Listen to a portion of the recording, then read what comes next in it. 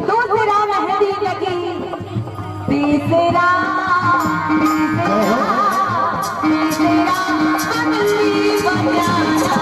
दिल दीवाना हो गया, तीसरा दीवाना दिल दीवाना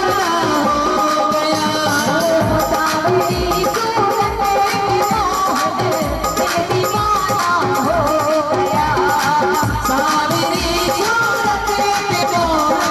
दिल दीवाना हो गया,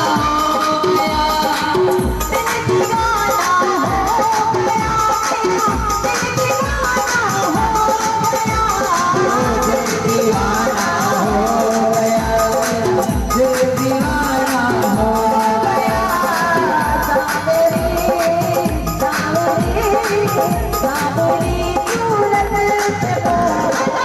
दिल दीवाना हो गया,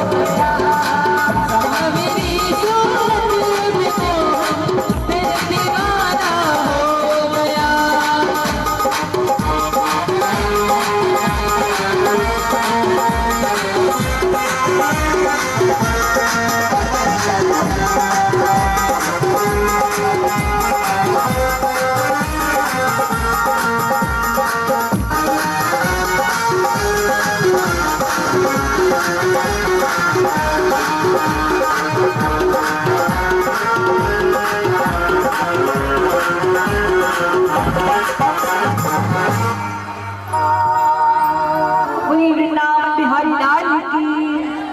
बोलिए राधे रानी सरकार की, बोलिए श्रीमद् भागवत महापुराण की, बोलिए व्यास जी महाराज की, बोलिए श्री मोर मुकुट बंसी वाले की।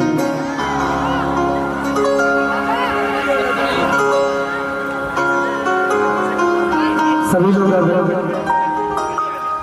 शांतिपूर्ण ढंग से अपने अपने स्थान पर बैठ जाए और एक बार जोरदार तालियां हो जाए हमारे पावन भगवान के लिए, जिन्हें सचमुच मोहिनी रूप धारण करके सबको मोहित कर लिया और बड़ी दूर से ये पावन भगवान को बुलाया गया भक्तों।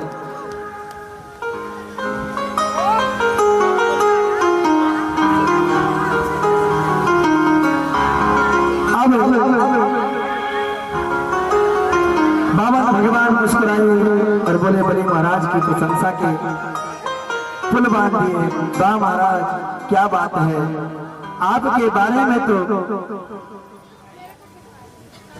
क्या कहें, कुछ शब्द नहीं है।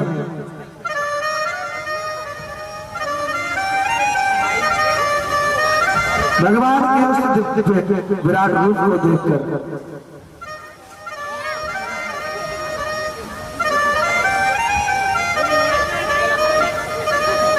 भगवान के उस दिव्य विराट रूप को देख करके महाराज बलि स्तंभ रह गए। भगवान बोले बलि अब हमारा नापना देखो। बलि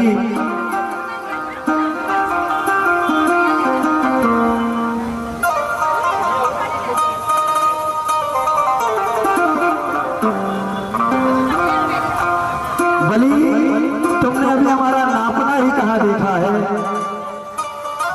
ये जो माताएं इस रोड में बैठी हुई हैं, आदरणीय उमेश जी, जहां भी हम मेरी आवाज को सुन रहे हैं, हाँ, जो माताएं इस रोड में बैठे हैं, वो माताएं जो अब आए, वो सब इस तरफ भी व्यवस्थाएं की गई है बैठने की, इस तरफ बैठे, जिससे कि यहाँ से आने वाले भक्तों को बहुत हौच पौच हो रहा है ना कथा में।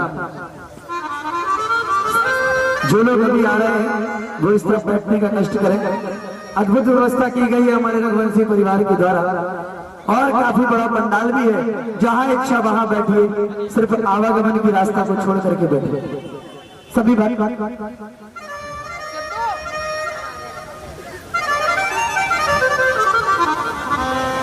भगवान बोले बलि अब हमारा नापना देखना। सो एक चरण नीचे को बढ़ाते हुए अतल वितल सुतल तलातल महातल रसातल और समस्त लोगों को नाप डाला और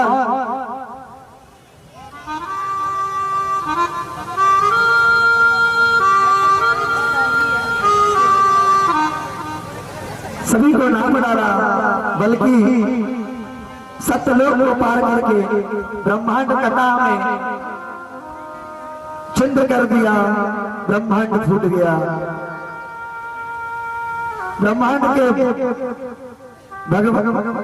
ब्रह्मांड के बाहर की चिन्मयी धारा उस ब्रह्मांड छिद्र से विवर में प्रविष्ट हो गई और जैसे ही वह जलधारा भगवान के चरणों को धोती हुई नीचे गिरी तो ब्रह्मलोक में ब्रह्मा जी ने अपने कमंडल में भगवान का वह चरणोदक धारण कर लिया।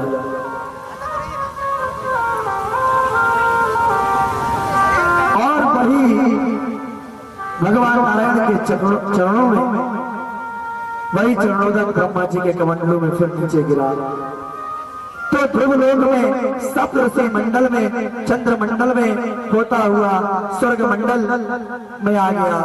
स्वर्गलोक में आकर के उस जलधारा के 4 विभाग हो गए और सीता अलकंदा चक्षु और भद्रा उसमें अलकंदा नाम की जो जलधारा थी वही गंधमादन पर्वत पर आकर के गिरी और गौमुख से आती हुई गंगा के रूप में पूरे भारतवर्ष में परिबालित करती हुई सागर में विलीन हो गई।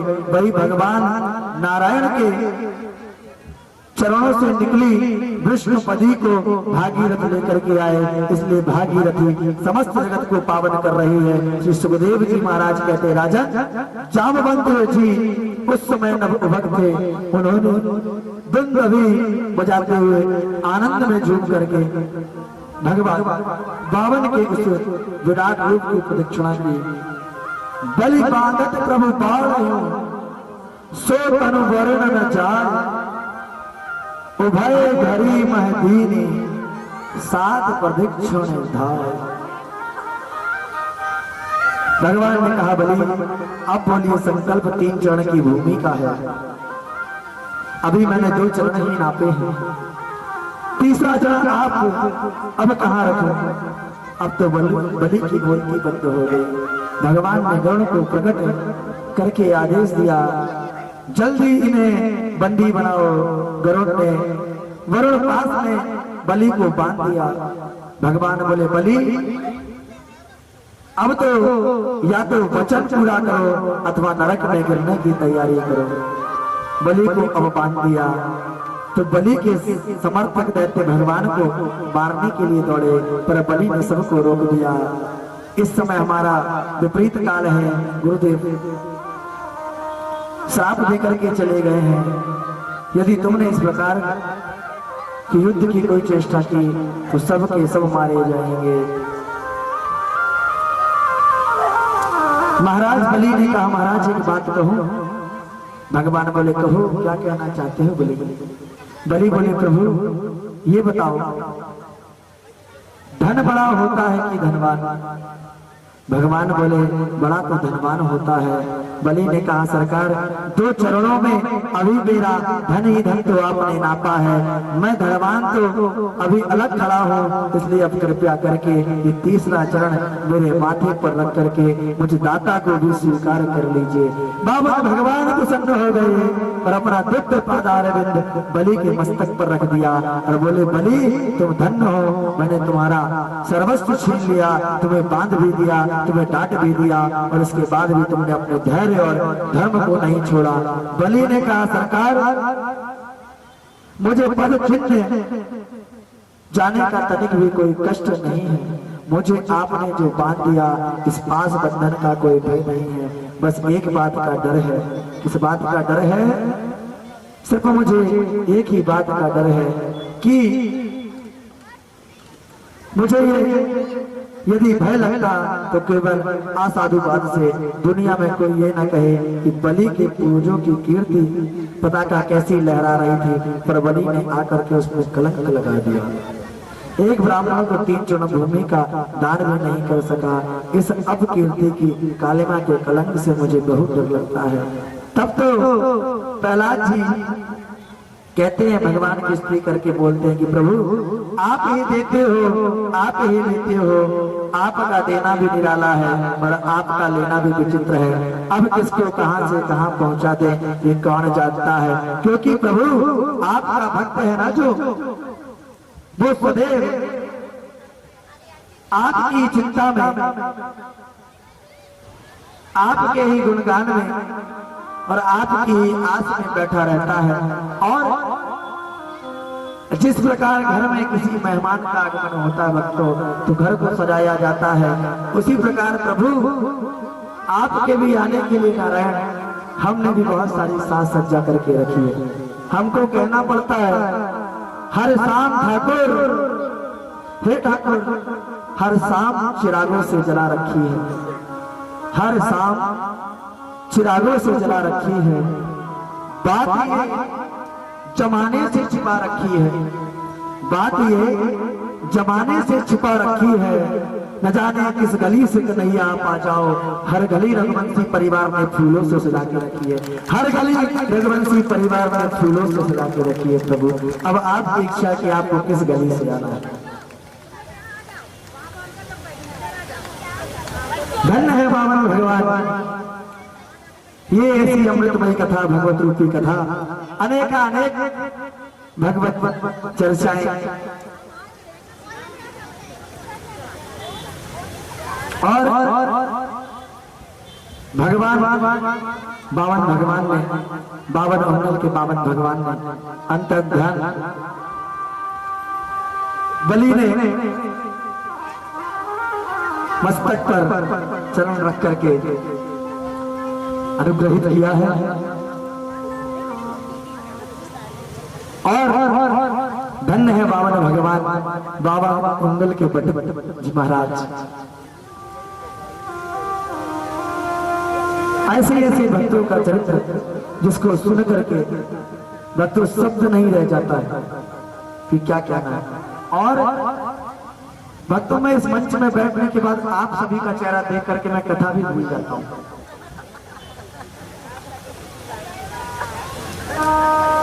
कल हमारी माताएं सभी बैठी हुई थी, 2:45 बजे तक, रात्रि में 2:45 बजे तक हम लोग बैठे हुए थे।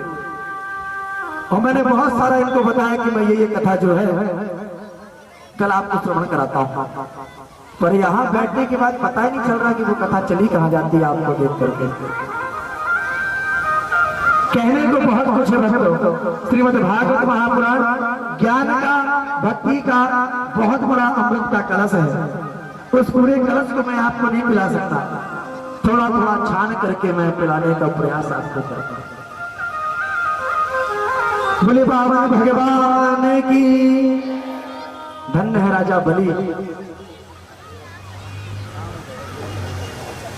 अब तो ये सत्य है, दान देने से, धर्म करने से, धर्म में धन लगाने से कभी धन कम नहीं होता।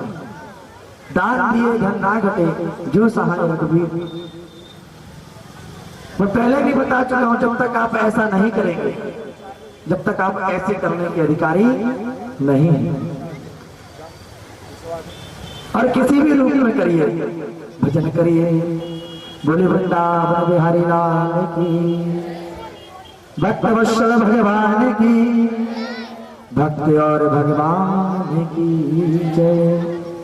नवम स्कंद में वैवंत बनुओं के पुत्रों का चरित्र, महर्षि चयन एवं सुकन्या का चरित्र, नाभाग, अमरीश, सगर, भागीरथ आदि अन्य सूर्यवंशों का चरित्र, मां गंगा की अवतरण कथा और चंद्रवंश का वर्णन। हम सभी नवम स्कंद की ओर प्रवेश करें।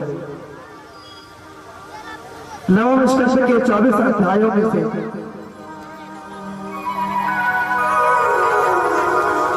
12 अध्यायों में सूर्यवंश का वर्णन है, जिसमें आए हैं श्री हमारे राम जी, और बाद में 12 अध्यायों में चंद्रवंश का वर्णन है, जिसमें आए हैं हमारे, कौन आया है? श्याम जी। श्री सुखदेव जी महाराज कहते हैं, परीक्षित अब हम तुम्हें सूर्यवंश का वर्णन सुनाने जा रहे हैं, परंतु बहुत विस्तार से सुनाना संभव नहीं है, क्योंकि विस्तार पूर्वक सूर्यवंश की चर्चा 100 वर्षों में भी पूरी नहीं हुई। भगवान श्रीमद नारायण के दिव्य नाभि कमल से ब्रह्मा जी का जन्म हुआ है। ब्रह्मा जी के बेटा मर्ची मुनि हुए, मर्ची के बेटा कश्यप मुनि हुए, कश्यप मुनि के बेटा विभीषण सूर्य, उन्हीं से चला है सूर्यवंश। विभीषण सूर्य के पुत्र हुए हैं श्रद्धा देव मनु, जिनकी श्रद्धा नामक पत्नी से कोई संतान नहीं थी। सूर्यवंश में सभी राजाओं को संतान की समस्या प्राय रही, प्रारंभ से ही यह तपस्या बनी रही, मनु महाराज की कोई संतान नहीं होती। तो सूर्यवंश के आदि गुरु श्री वशिष्ठ जी राजा ने उनसे प्रार्थना की, तो वशिष्ठ जी ने पुत्रष्टि यज्ञ करवाया। भक्तों, जिसको भी पुत्र ना हो, जिसको भी पुत्र ना हो, उसे कौन सा यज्ञ करना चाहिए? जिसको पुत्र की कामना हो और पुत्र ना हो, उसको पुत्रेष्टि यज्ञ करवाना चाहिए। कौन सा यज्ञ? पुत्र की कामना है तो पुत्रेष्टि यज्ञ करवाना चाहिए। राजा कहते हैं कि पुत्र हो, पर रानी चाहती है कि पुत्री हो। महारानी जी ने हवन में नित्य ब्राह्मणों से कहा, हे ब्राह्मण देवताओं, मेरा मंत्र पढ़ना जिससे कि पुत्री हो जाए। यदि पुत्री हो गई तो आप जैसे ब्राह्मण देवता जब आते हैं ना, तो घर में यजमान और यजमान परिवार के लोग कहते हैं, जैसे पुरुष वर्ग जो होते हैं वो कहते हैं, महाराज जी जितना जल्दी हो जाए शॉर्टकट में आप काम करा दें। और जो माताएं होती है वो कहती है, महाराज जी इस कामना के निमित्त इस काम को हम कर रहे हैं तो निश्चित तौर से पूरा हो जाए। तो माँ क्या कहती है कि हे ब्राह्मण देवताओं, जो मैंने संकल्प लिया है कि पुत्री हो जाए, यदि पुत्री हो गई तो आप सबको माला माल कर दूंगी, बहुत सारी दक्षिणा दे करके, और यदि बेटा हो गया तो सब पंडित जी लोगों की दक्षिणा को मैं काट लूंगी। ब्राह्मणों ने मंत्र पलट दिए। महारानी श्रद्धा सूर्यवंश की प्रथम देवी है, जो बेटी के लिए संघर्ष कर रही है। अंततः बेटे के नाम पर सब कौन प्रसन्न होता है? परिणाम यह हुआ कि महारानी की इच्छा अनुसार उनके गर्भ से एक बालिका का जन्म हो गया।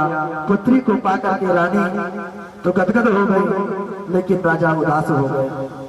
उदास राजा वशिष्ठ जी के पास जाकर के बोले, गुरु जी सब कुछ गड़बड़ हो गया, सब कुछ गड़बड़ हो गया। मैंने तो पुत्र चाहा था, पर मेरे यहाँ तो पुत्री हो गई। गुरु जी को बड़ा आश्चर्य हुआ। हवन करने वाले ब्राह्मणों से जब गुरु जी ने पूछा, अरे ब्राह्मण देवताओं, ये कैसे हो गया? सचमुच बताओ, क्या तुमने कुछ गड़बड़ कर दिया? ब्राह्मणों ने सारा हाल गुरु जी को सुनाया। सारा हाल जान करके वशिष्ठ जी राजा से बोले, क्यों भाई, तुम दोनों पति पत्नी एक मत नहीं हो और ब्राह्मणों को बीच में फंसा दिया। अब हम लोग क्या करें? यदि बेटा होता तो रानी उदास होती, और बेटी हुई तो तुम उदास हो गए हो। अब जो हो गया सो हो गया। राजा बोले, नहीं महाराज, मुझे बेटा ही चाहिए। गुरु जी बोले, अब चाहने से क्या होता, अब तो बेटी हो ही गई है। राजा ने कहा, नहीं गुरुदेव, यदि आप चाहो तो अब भी कुछ भी हो सकता है। यदि आप चाहें तो बेटी ही बेटा बन सकती है। इस प्रकार जब खूब अनुनय विनय राजा ने किया तो गुरुदेव जी को भी दया आ गई, और फिर गुरु वशिष्ठ जी ने उस बालिका को ही बालक बना दिया। बाद में मनु महाराज के इच्छवाकु, नृग, शयाति, दिष्ट, घृत, करुष, नरस्यंत, प्रशव, नभग, कवि आदि 10 पुत्र हुए। इन 10 पुत्रों से ही सूर्यवंश का विस्तार हुआ है। इनमें शयाति नामक जो पुत्र थे, उनकी एक बेटी हुई है सुकन्या। उस सुकन्या ने ही धोखे से अनजाने में चयवन मुनि के नेत्र जो थे वो फोड़ दिए थे। चौवन मुनि के साथ ही उनका विवाह हुआ। बाद में चैवन मुनि ने अश्विनी कुमारों के प्रभाव से नवयौवन प्राप्त कर लिया था। उन्हीं सयाती जी के वंश में महाराज रेवत हुए हैं। उनके 100 पुत्रों में सबसे बड़ा था जिनकी जिसकी उसकी बेटी थी रेवती। इन्हीं रेवती जी का विवाह बलराम जी के साथ संपन्न हुआ है। श्री सुखदेव जी महाराज कहते हैं परीक्षित मनु महाराज के जो दूसरे बेटे थे नभग, आगे उनके बेटे हुए नभाग और नभाग के बेटा हुए परम भागवत श्री अमरीश जी महाराज, परम वैष्णव अमरीश जी महाराज भगवान के अनंत भक्त सप्तद्वीप वसुंधरा कि अधिपति होकर भी प्रभु में अष्टयाम सेवा करते हैं, यानी 8 याम सेवा कर रहे हैं। भक्त एक दिन में 8 पहर होते हैं और उन 8 पहरों में जो भगवान का चिंतन करता है सचमुच परमात्मा उसे दिव्य दर्शन देते हैं। एक बार अमरीश जी महाराज ने एकादशी का निर्जला व्रत किया। व्रत तो सफल हुआ, पर द्वादशी में जब व्रत का पारण करने लगे तो उसी क्षण महात्मा ऋषि दुर्वासा मुनि आ गए। अमरीश जी ने कहा, आइए महाराज प्रसाद पाइए। दुर्वासा जी बोले, अवश्य पाएंगे, पर इस समय संध्या वंदन करने जा रहे हैं, लौट करके फिर आते हैं। यो कह करके चल दिए। अमरीश महाराज दुविधा में पड़ गए, क्योंकि तिथि 6 है, तिथि निकल रही है। ब्राह्मणों से पूछा क्या करें महाराज। ब्राह्मणों ने कहा भगवान का चरणामृत पी लो, व्रत भी खुल जाएगा और ब्राह्मण का सम्मान भी रह जाएगा। भगवान का चरणामृत लेकर के व्रत को खोल दिया। पर दुर्वासा ऋषि को पता चला तो एकदम लाल पीले हो गए,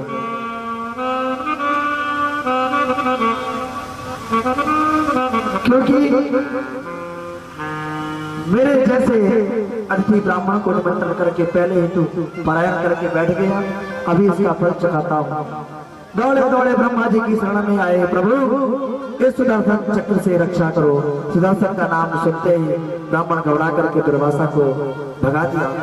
भगवान शंभु की शरण में गए हैं, बोले नाथ मैं आपका बच्चा शरण अब आकर के दुर्वासा जी भगवान नारायण के चरणों में जा जाते हैं। हे प्रभु ये सुदर्शन आपका ही अमोघ अस्त्र है और आज अनंत ब्राह्मण भक्त हैं, अपने सुदर्शन से मुझ ब्राह्मण की आप ही रक्षा करें। भगवान बोले मुझे भी स्वतंत्र न समझिए, मैं भी पराधीन हूँ। दुर्वासा के होश उड़ गए। आज नारायण कह रहे हैं कि मैं पराधीन हूँ। भगवान अपना पारतंत्र स्वीकार कर लेते हैं। रामचरितमानस में नारद जी ने खूब आरोप किया है, परम स्वतंत्र सिर पर कोई, पर भगवान भागवत में अपनी परतंत्रता स्वीकार करते हैं। अहम भक्ति पराधीनो हास स्वतंत्र एवं द्विजा। दुर्वासा जी मैं अपने अमरीश जैसे भक्तों के सर्वथा अधीन रहता हूँ। और ये बात सत्य है भक्तों कि भगवान जो है वो भक्तों के अधीन ही रहता है।